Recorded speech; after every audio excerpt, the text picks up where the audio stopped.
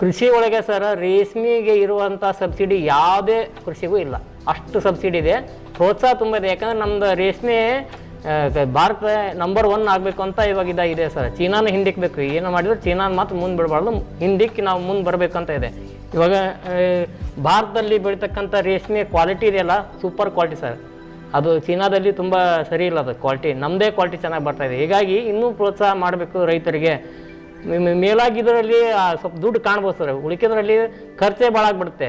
ಇವಾಗ ಬೇರೆ ಕೃಷಿ ಮಾಡೋದು ತಪ್ಪಲ್ಲಂತ ಹೇಳಲ್ಲ ನಾನು, ಎಲ್ಲ ಕೃಷಿನೂ ಮಾಡ್ಬೋದು. ಆದ್ರೆ ಇದರಲ್ಲಿ ತಿಂಗಳ ಬರುತ್ತೆ ದುಡ್ಡು. ನಮಸ್ತೆ ಕರ್ನಾಡು. ಭಾರತ ಕೃಷಿ ಪ್ರಧಾನವಾಗಿರತಕ್ಕಂಥ ದೇಶ.